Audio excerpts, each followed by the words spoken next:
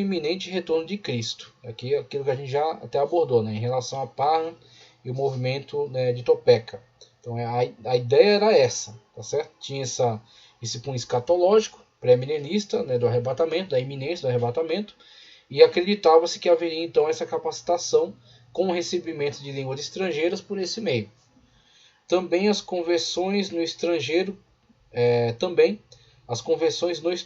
quase não existiam, e os evangélicos radicais buscavam maneiras de acelerar a proclamação do evangelho nos poucos dias, meses e anos que restavam antes da volta de Cristo. Já que o estudo formal de um idioma exigiria vários anos antes que o missionário tivesse fluência suficiente para pregar, alguns achavam que Deus os presentearia com línguas inteligíveis, de acordo com a promessa de Marcos 16:17. E estes sinais seguirão os que crerem, falarão novas línguas. Isso significava que, com fé suficiente, os missionários poderiam receber línguas e não passar pelo enfado de um estudo formal e imediatamente começar a pregar quando eles chegassem aos seus campos missionários. Na verdade, essa visão já aflorava nos círculos evangélicos radicais desde 1880. Nas décadas seguintes, os missionários que esperavam receber idiomas diretamente de Deus incluíam Cecil H. Furriel, Arthur T. Furriel e C. T. Studd, membros do famoso Os Sete de Cambridge, Reino Unido. Os membros do movimento de Kansas, Sudão, Estados Unidos, William W. Simpson, William Christie, Estados Unidos, Walter S. e Francis Black, Canadá, M. Jenny Glassey, Estados Unidos, entre outros. O testemunho de Glassey de ter recebido vários dialetos africanos em 1895, bem como os ensinos teológicos e missiológicos de Frank W. Sandford, ajudaram Charles Fox Parham a chegar à conclusão, no início de 1900, de que o falar em línguas não somente fornecia evidência bíblica do batismo do Espírito Santo após a conversão, mas também apressaria o evangelismo missionário. Surpreendentemente, o avivamento de Topeka, Kansas, com Charles Fox Parham, não rendeu nenhum missionário no exterior. Mas, além de estabelecer a crença fundamental do pentecostalismo, inclusive Seymour estudou, né, na escola de Parham, mesmo tendo ficado lá de fora da sala, né, mas ele foi influenciado por essa ideia de evidência do Espírito Santo com falar em outras línguas. Mas aí ele percebeu, né, certo? Obviamente que não eram línguas faladas por outros povos, e sim línguas estranhas, tá? Não manifestação de xenolalia, mas de glossolalia. Vamos lá. O batismo do Espírito Santo, seu impacto sobre as missões mundiais pode ser visto nos resultados dos avivamentos subsequentes, notadamente no avivamento da rua Azusa Street, em Los Angeles, Califórnia, com William Seymour. Na América do Norte, por volta de 1910, haviam seguido para diferentes partes do mundo aproximadamente 200 missionários pentecostais, entre eles Luigi Franciscon, missionário para a Argentina, 1909, e Brasil, em 1910, Gunnar Wingren e Daniel Berg, missionários para o Brasil, em 1910. As viagens, necessidades e sucessos foram divulgados nos Estados Unidos pelos integrantes do nascente movimento pentecostal por meio de artigos periódicos, tais como Apostolic Fight, de Los Angeles, Brigham Young's Messenger, 1907, Word and Witness, tem vários nomes em inglês aqui, vários periódicos. Além disso, os editores recebiam fundos dos leitores e os distribuíam para missionários designados. Este movimento missionário fez com que, durante décadas, mais e mais missionários seguissem para o campo, quer enviado por denominações, quer de forma independente. Na prática, a teoria da xenolalia não funcionou e foi abandonada, mas permaneceu a visão de que o batismo no Espírito Santo é um revestimento de poder para testemunho e serviços, conforme Atos 1:8. Há bastante relatos de exemplos de milagres, sinais e maravilhas em vários campos missionários para sustentar a tese de que o poder sobrenatural tem sido uma dimensão crucial das missões pentecostais. A crença de que o batismo no Espírito Santo equipa cada crente para o ministério, tanto homem como mulher, revela a influência niveladora do pentecostalismo e a chave de seu rápido crescimento, Missões e evangelização são, ao mesmo tempo, direito e dever de cada crente, mesmo onde este ideal não é cumprido. A intenção está lá. O papel das mulheres missionárias tem sido extraordinariamente significativo nas missões pentecostais. E aí, somente até aqui a gente já pode ver o impacto, né, dessa importante questão do falar em outras línguas, um primeiro entendimento equivocado acerca da xenolalia, o abandono dessa visão de xenolalia pela de glossolalia e a permanência da visão de capacitação, tá ok? E de manifestação do sobrenatural, dos milagres, do poder de Deus para a atuação do missionário em diversas terras, o que tem de fato contribuído fortemente para um crescimento avassalador, de 0 a 400 milhões em 90 anos. Então, o âmbito pentecostal é uma renovação, tá certo? A atuação do pentecostalismo dentro dessa estrutura que já havia se desenvolvido com os pós-reformistas, né?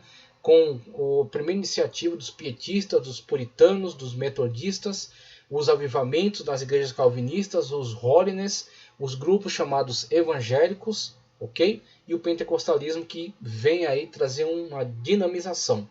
É como uma dinamite mesmo, vem dinamizar.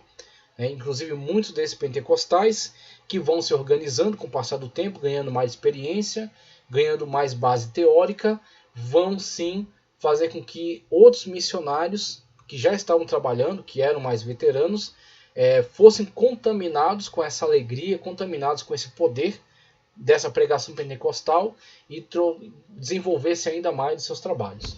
Como a gente vê aqui no Brasil, você tem um surgimento, primeiro, protestantes que adentram pelas invasões, tentativas, né, de invasões, depois por imigração, mas ficando voltados para as suas comunidades, né, estrangeiros aqui que formam comunidades e ficam servindo a Deus, né, pregando, ensinando, mas fechado nos seus guetos. E depois a entrada dos grandes avivalistas pentecostais que se voltam, né, para os nacionais, né. Outros grupos anteriores a eles, que começaram já esse trabalho de se voltar para os brasileiros, né, para os nacionais, principalmente os batistas, tá? Que começaram a pregar para os brasileiros, depois incentivaram os outros que haviam chegado antes a também tomar essa atitude, né? E enfim os pentecostais que vêm de uma forma avassaladora do evangelho a todas as regiões. Então você tem com os pentecostais uma dinamização do trabalho, uma verdadeira dinamite, né, de poder para fazer com que esse trabalho se desenvolva e ele alcance outras comunidades. Para falar acerca desse desenvolvimento, né, dessa estruturação do trabalho entre os pentecostais, você tem esses textos agora.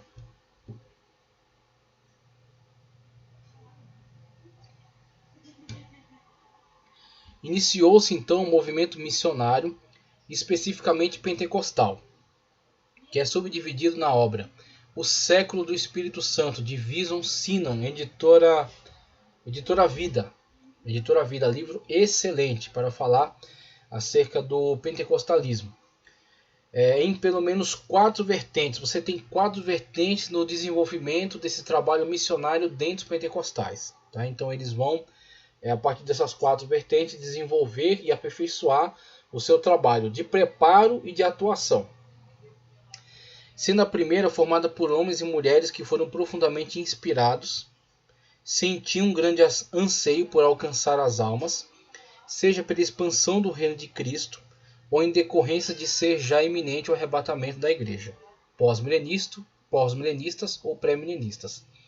O que levou muitos destes a aventurarem-se ao campo missionário sem preparo adequado. Por exemplo, a visão de Parham acerca da xenolalia, de que o missionário, batizado com o Espírito Santo, ao chegar ao seu campo de trabalho, teria por parte do Espírito Santo, sem o seu trabalho, sem a sua dedicação, a capacitação para falar naquelas línguas. E aí você tem um entendimento incorreto, um entendimento inadequado. O Espírito Santo capacita, lhe dando alegria, força, poder, tá certo?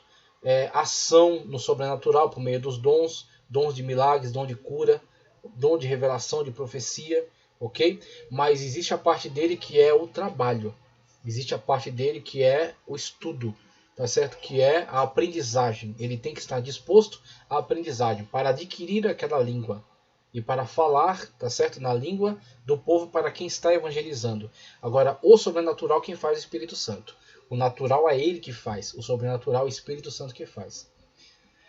Ou em decorrência de ser já eminente, como eu já li aqui, ao campo missionário sem preparo adequado, sem formação teológica. Então, diversos erros acabam sendo cometidos, né?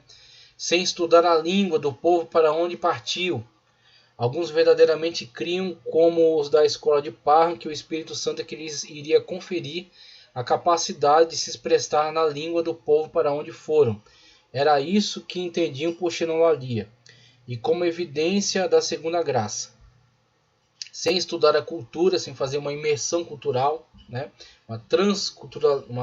Sem fazer uma missão transcultural, né? Estudar a cultura, os costumes daqueles povos, sem arrecadar as verbas necessárias para se manterem no campo missionário antes de se estabelecerem, e em alguns casos com poucos auxílios prestados por alguns irmãos.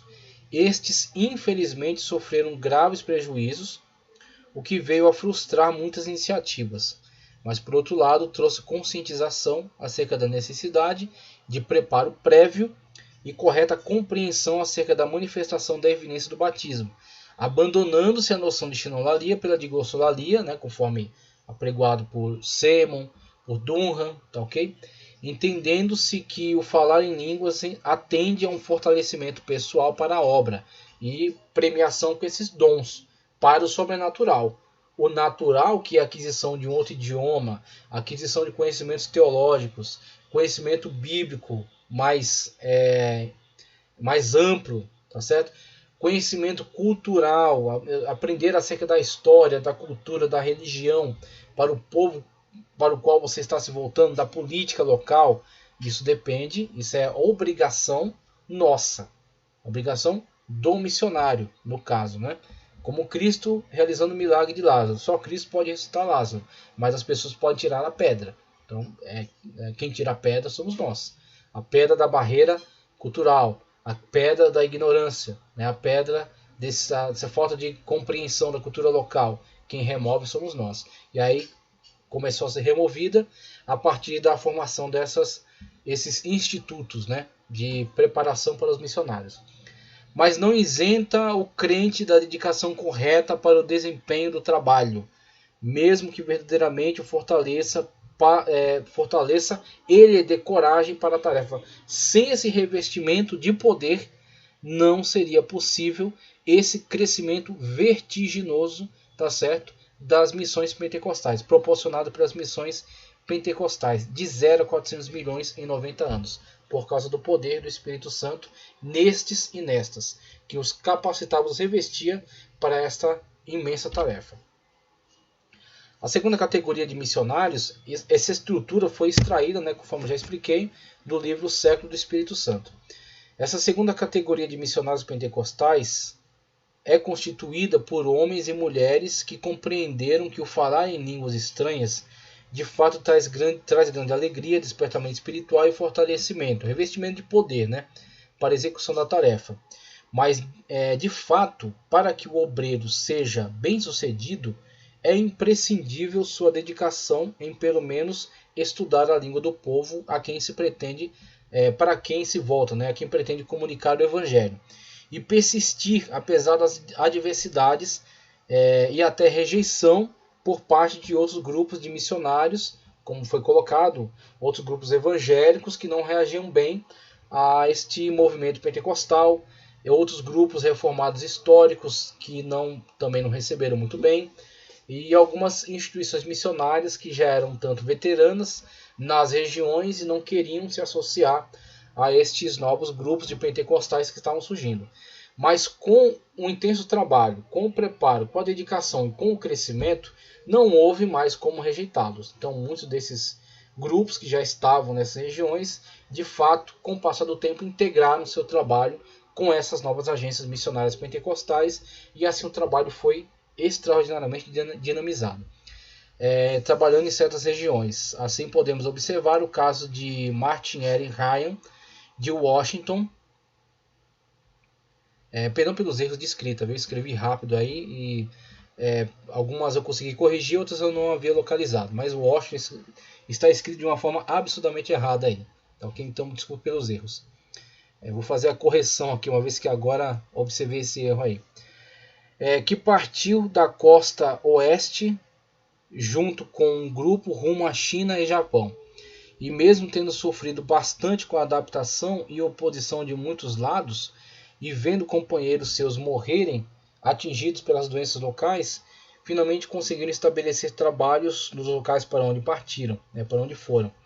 Na terceira categoria são colocados missionários veteranos que trabalharam em importantes instituições, como a ACM no Ceilão, que é atualmente o Sri Lanka, e na Sociedade União Feminina da América para Terras Pagãs em Calcutá, na Índia, dentre os quais alguns foram positivamente influenciados por esses novos missionários com uma chama pentecostal, como foi o caso de William W. Simpson e Grace Agar, que foram incendiados pela chama pentecostal levada por essa nova onda de missões globais. Então ele coloca: a primeira onda são as pessoas que receberam o Espírito Santo, batismo no Espírito Santo, não tinham se preparado, tinham essa visão equivocada, tá certo, da evidência do batismo através da xenolalia, partiram, se aventuraram no campo missionário e muitos deles quebraram a cara, de fato fracassaram nessa primeira tentativa.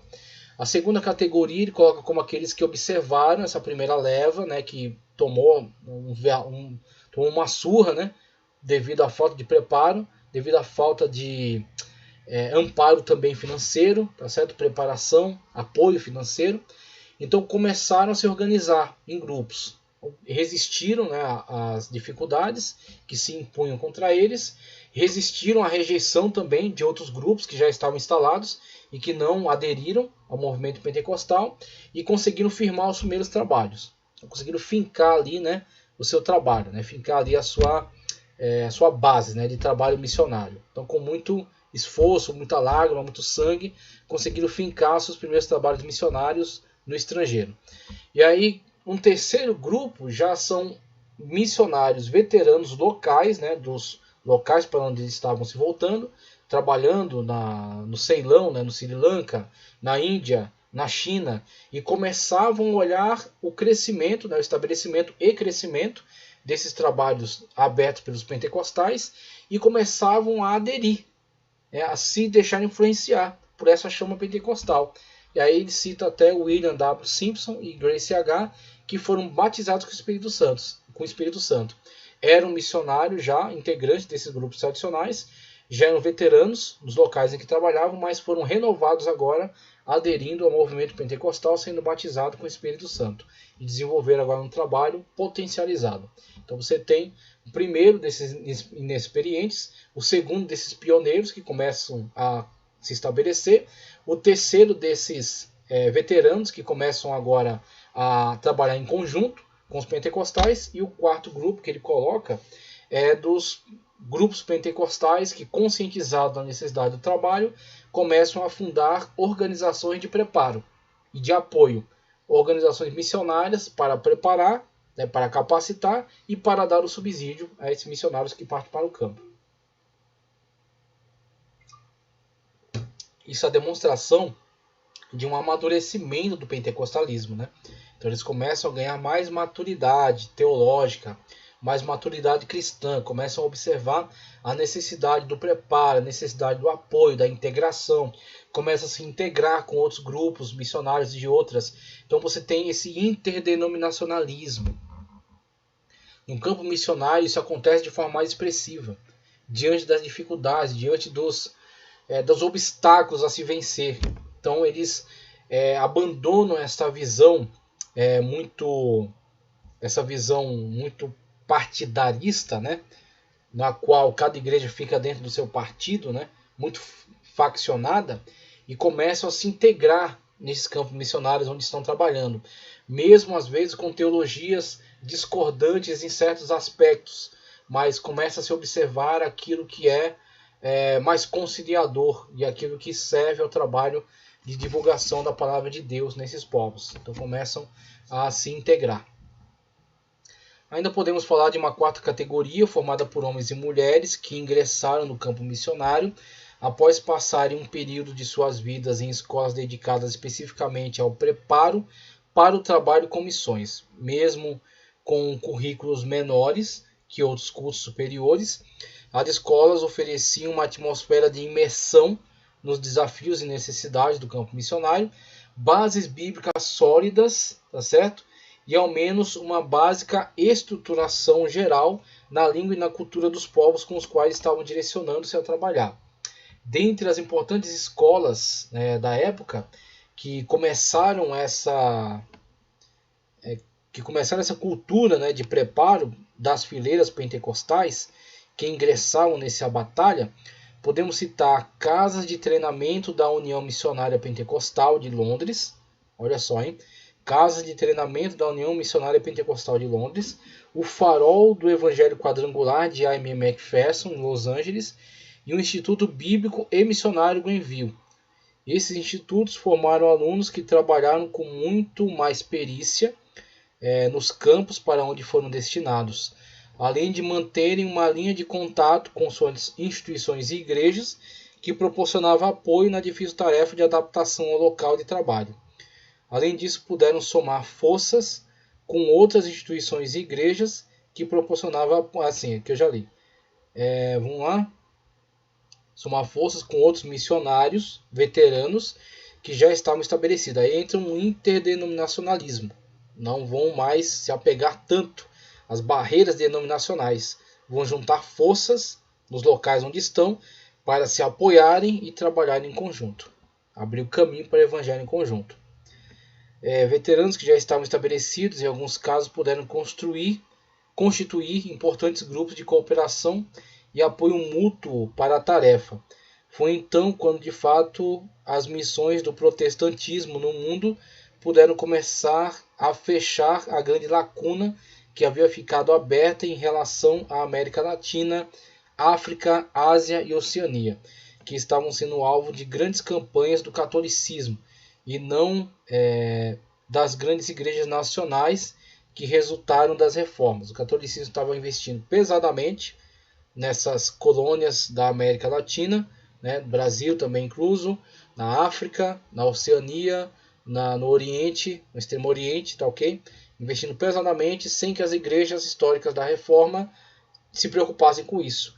Até que essas associações independentes de irmãos, essas denominações que se emanciparam das igrejas da Reforma, assumiram então a bronca, assumiram então a responsabilidade, partiram para essa iniciativa. Primeiro tomaram uma grande surra, mas depois começaram a desenvolver técnicas e começaram a ganhar força, inclusive combatendo essa visão colonialista dentre as suas nações, tá certo? Forçando mudanças, forçando reformas. Tendo então que a iniciativa a partir de grupos como os morávios no pietismo, o metodismo entre os anglicanos e as grandes igrejas do avivamento entre os calvinistas e posteriormente os grandes movimentos pentecostais, que trouxe uma nova brisa, de fato expandiu extraordinariamente a obra evangelística em muitos lugares onde já estavam estacionadas, como é o caso no Brasil, como veremos. Aí vamos ver especificamente em relação à entrada das missões aqui no Brasil. Só quero fazer uma leitura aqui para tratarmos acerca das missões aqui no Brasil, do livro que foi utilizado aí para a construção desse acréscimo que eu coloquei, desse estudo, O Século do Espírito Santo. O Século do Espírito Santo, para a gente entender o desenvolvimento aí dessas missões. Vamos primeiro ler aqui na página, vamos ver a página 130, página 130 do livro Século do Espírito Santo, da editora Vida, Vinson Sinan. Os líderes da Conferência de Edimburgo, preocupados com o cumprimento da Grande Comissão, optaram pela ação conjunta. Sem dúvida, o encontro provou ter sido um ponto crítico na história da Igreja. Enquanto os delegados deliberavam, entretanto, um novo e radical movimento já se mobilizava para a tarefa.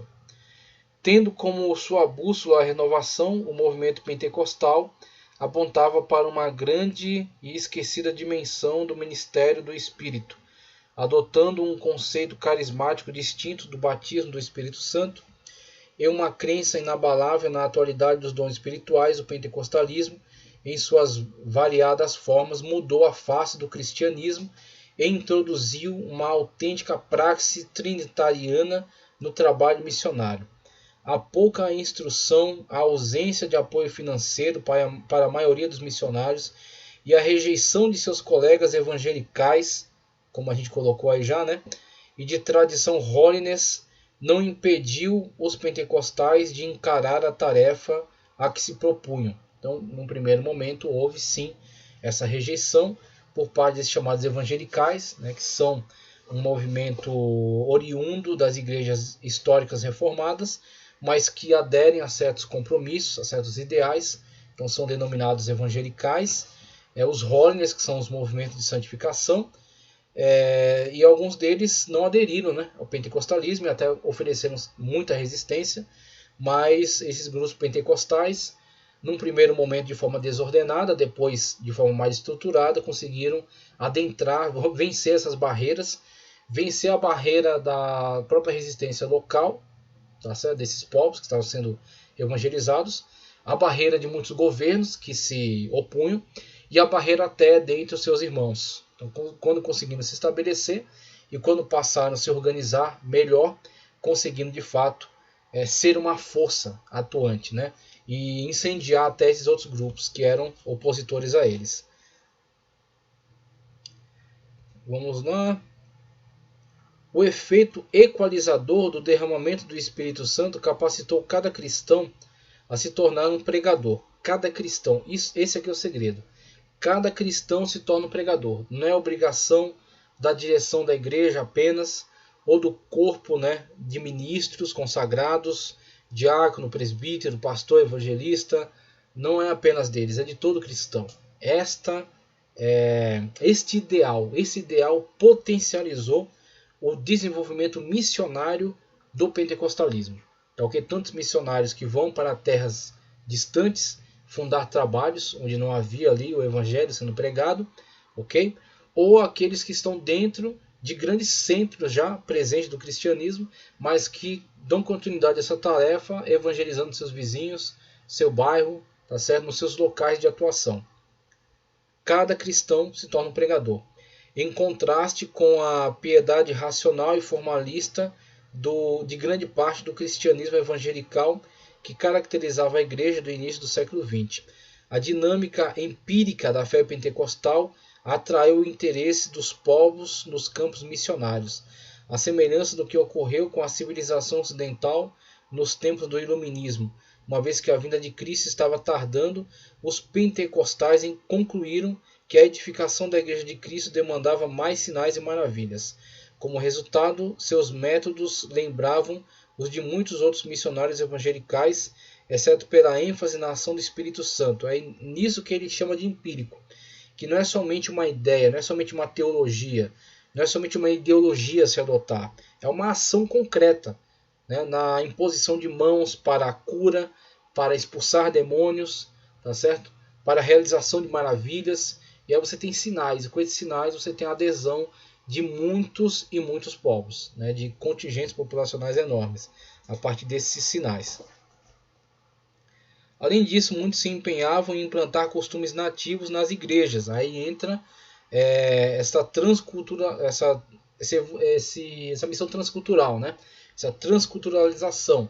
Então você adota costumes locais para as igrejas. A igreja tem identidade local.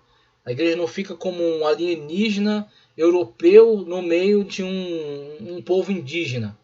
É aquela coisa estranha, né?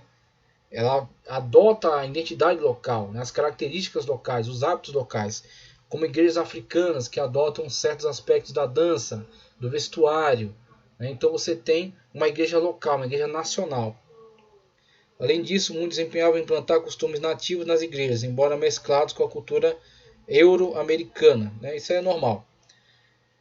Estou agora navegando para as regiões além das nossas fronteiras, onde Jesus pretende me usar, e a glória de Deus está se manifestando muitas vezes em meu corpo, refletia Cora Fritz, enquanto Minnesota singrava o Golfo de Puget Sound rumo ao Oriente. O melhor